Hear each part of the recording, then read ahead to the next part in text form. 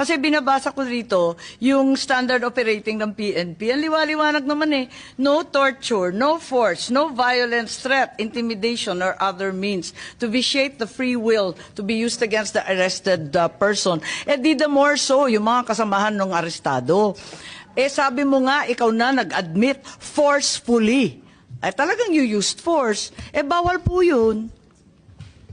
Ma'am, it is, I placed E.S. Mijaldea under arrest for obstruction of justice. Eh, sabi nga ni Senator Jinggoy, hihilain mo pa. Yes, ma'am. I did because I have to get into their heads to make them to make it very, very clear to them that we are already very, very serious O, of tama loading nga. the president to Oo the naman, plane. General, pinapaliwanag mo, pero bawal ang paggagamit ng dahas, ng pananakot, Ma'am, ng just to be intimidation, or any other means. Ang liwanag eh, nasa kapulisan yan eh. Ma'am, just to be clear, operationally, there was obstruction of justice. It was the decision call of General Torre to place him under arrest for obstruction of justice. Now let us separate what happened to the president. You're talking about Attorney Medialdea. Yes, ma'am. Eh, paano yung iba? No one else was armed, ma'am. Yung attorney. No, wait. Yung abogado. If I may, Senator Amy. Yes. Madam Chair. Ayan. Sino yung kinaladkad nung isang pulis? Yung security na nakaitim. I think it was General Torre na hinila yung isang abogado. Dalawa yun eh, yung abogado, hinila yung upuan, di ba? Tapos yung nakaitim na si Q, eh kinaladkad din.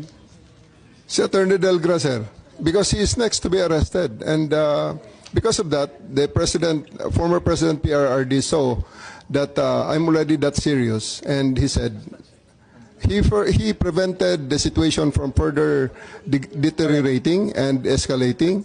So he said, let's go.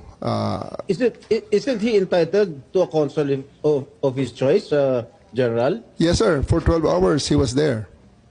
Oh. Can't he speak to his client? Bigla niyo na lang...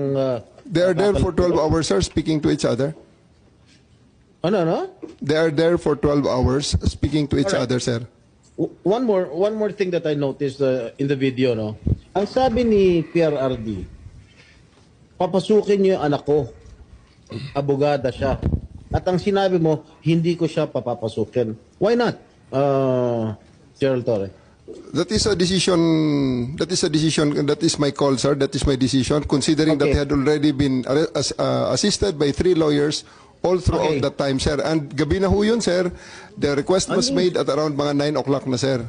11 hours General after Torre, ganito, the ha? first arrest. Tanggalin mo na yung titulo ni Inday Sara. Kalimutan mo na siya na Vice President siya. Pagpalagay natin hindi siya Vice President. She is an immediate member of the family. Nung kami po ay nakakulong, ang immediate members of the family, 24 hours pwede bumisita sa amin, nakakulong kami. Eh ito hindi pa nakakulong. Anak ito. Bakit hindi niyo pinapasok? Eh, maliban doon, is this not a violation of RA 7438 that requires that you guarantee access to an attorney in addition to the immediate family? The President also said na yung anak niya, yung babae, abogado ko yun, papasukin nyo. Hindi nyo pinapasok. Eh, abogado yun eh. Actually, sir, Exactly. first to answer the question of Senator Estrada, sir. I have told the President that they can visit him at his detention facility because at this time the order of the day is to load him into a plane. So that's what we endeavored to do, and that's what happened, sir. Ano niya bibisitahin yung tatay niya sa Netherlands? Hindi naman dito tinray eh. Hindi naman dito kinasuhan eh. Sa ibang bansa eh. Oh, bakit hindi niya man lang binigyan ng kortesiya yung anak na isang abogada na magkukonsulta? Katulad nga na sinabi ko kanina, yung mga nakakulong nga, 24 hours pwede bumisita ang immediate members of the family. Bakit ito hindi pa nakakulong, hindi niyo pinapasok yung anak? Our mission at that time, sir, is to deliver him to the My God. body Kahit who ano issued the warrant, mangyari, sir. Nasa batas yan.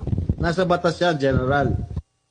Immediate members of the family, lawyers, priests, etc., etc. I should know. Nanggaling ako dyan.